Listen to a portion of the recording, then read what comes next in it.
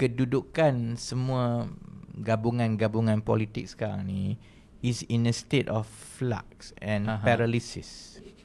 Dia tidak begitu agile untuk diambil tindakan lah kan.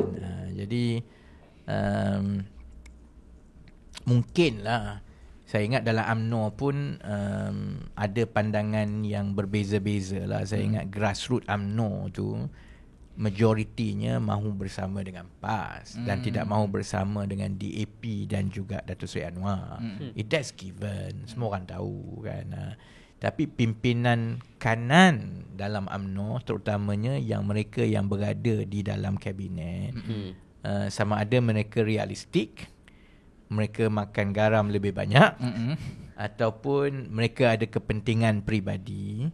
And is a combination of these factors lah. Saya ingat pandangan mereka ialah lebih baik the bad is dengan Pakatan Harapan kan. After all, kalau you duduk dalam kabinet tu, kadang-kadang you cannot tell the difference pun. Datuk Seri Anwar ni sangat mesra dengan UMNO kan. Jadi dia kecuali lah contohnya Presiden PKR tu aku, memang dia angkat kaki lah kan. Tapi oleh kerana Datuk Seri Anwar ni kawan lama dia ni. Zahid, Zamri, semua ni kan, semua kawan lama dia kan. Jadi on the one hand, apa yang ada di dalam kawalan BN itu pun itu tak homogeneous. Kerana ada split yang besar di antara party leadership yang lebih senior dengan yang lebih muda dan juga grassroots kan. Tapi soal muafakat nasional ini bukan semata-mata pilihan dan keputusan UMNO sahaja. Kalau contohnya UMNO, katakanlah Dr. Akmal berjaya buat coup dan berjaya menggerakkan supaya grassroots UMNO bagi ultimatum untuk buat balik muafakat nasional. Kalau PAS kata hidung tak mancung, pipi tu sorong-sorong, kita orang tak nak kamu. Sebab dalam PAS pun ada dilema itu, ada pandangan yang berbeza. Ada yang merasakan lebih baik dengan UMNO, ada yang merasakan lebih baik PAS menjadi parti yang paling kuat dan kawal semua. Jadi UMNO ni tak perlukan sangatlah. Kalau nak muafakat nasional, mestilah UMNO dan Bersatu. Cuma sekarang lain sikit lah, ada isu dengan Bersatu kan. Jadi benda tu sebenarnya bukan semata-mata keputusan UMNO sahaja. Dia juga bergantung kepada dinamik di dalam PAS sendiri kan. Dan saya rasa kita makan popcorn lah.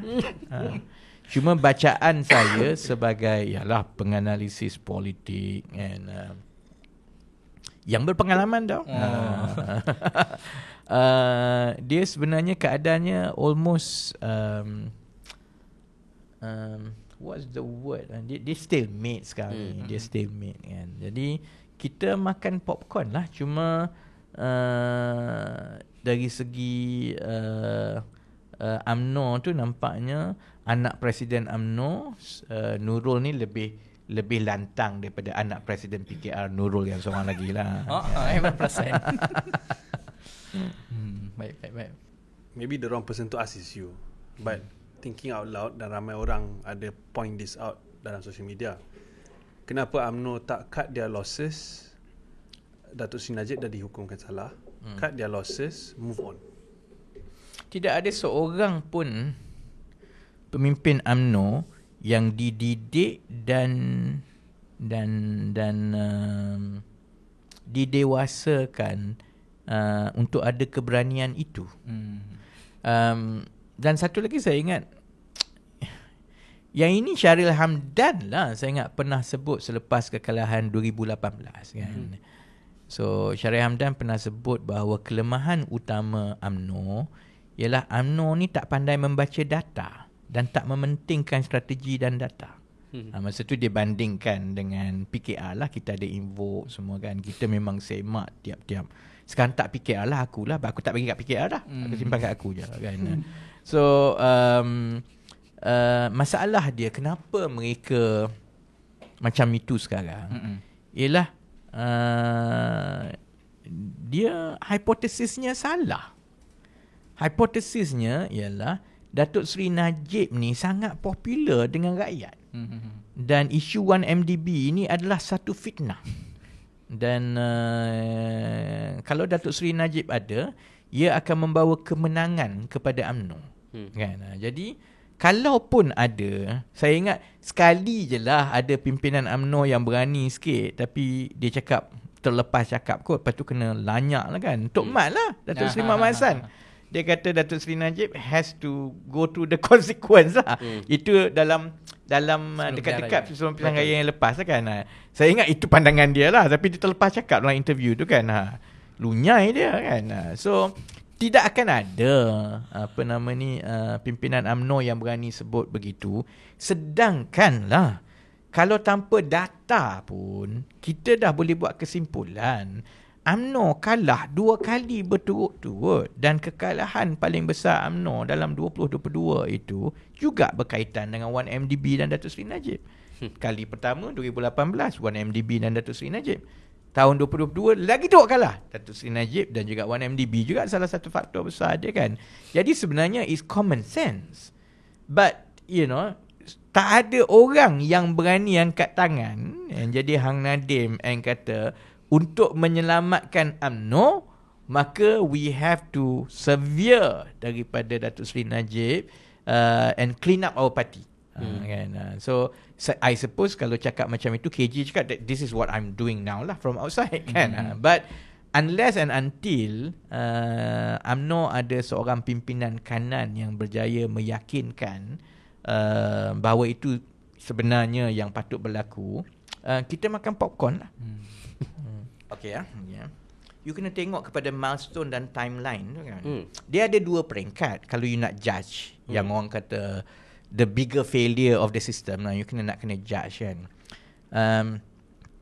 Sebahagian besar all these financial transactions dengan 1MDB ni, SRC semua ni, ini berlaku at the earlier part of kuasa Datuk Seri Najib.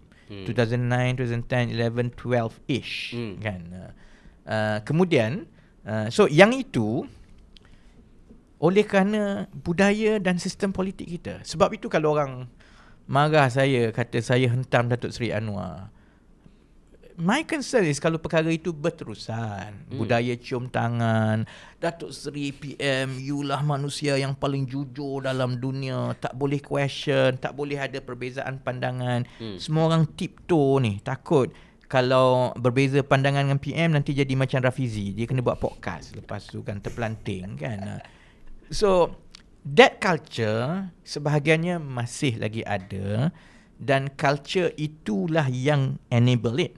Okay? So if you put yourself in KJ's shoes masa tu kan, you wouldn't have thought sebenarnya Datuk Seri Najib ni ambil 2.6 billion masuk akaun dia. It was unthinkable.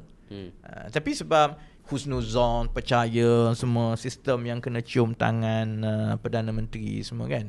So to me that, kalau kita nak kata institutional failure yang membenarkan perkara itu berlaku, that political culture still exists to a certain extent until today kan. So nak blame KJ ke orang lain masa itu, not that easy masa itu. Even to me lah, to be frank lah, even if I had been in the cabinet masa itu, saya pun tak pasti sama ada I would have had the foresight to check every single thing yang PM kata. Sebab kita percaya kat PM kan. To be fair, dalam UMNO sendiri pun, by the time perkara ini dah jadi besar, it was divided. Maksudnya ada yang angkat red flag and they paid the price lah. Tan Sri Muhyiddin is one of them. Whatever you say buat Tan Sri Muhyiddin, you should not change history.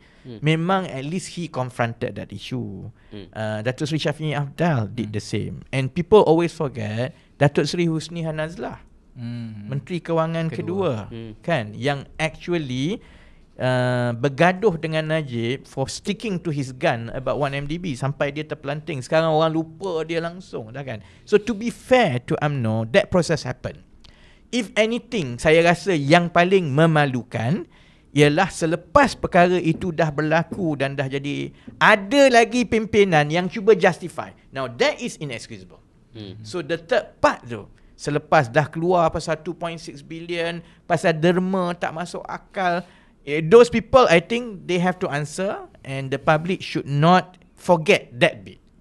So where do we carry from now? Sebab itu devolving the power daripada Perdana Menteri itu sangat penting. Making sure that the cabinet and political culture is that we are allowed to question. Sebab power corrupts. And if anything yang berlaku melalui 1MDB itu, 2.6 billion semua tu is only an outcome of a very corrupt political culture yang mana power is concentrated di tangan seorang, and then orang lain tu dia sangat kalkulatif tau, nak question, nak tanya, even to do a little bit of homework dia takkan, because well, our prime minister is the greatest person in the world kan. So that bit tu yang saya ingat a big lesson learned that we should take from 1MDB lah.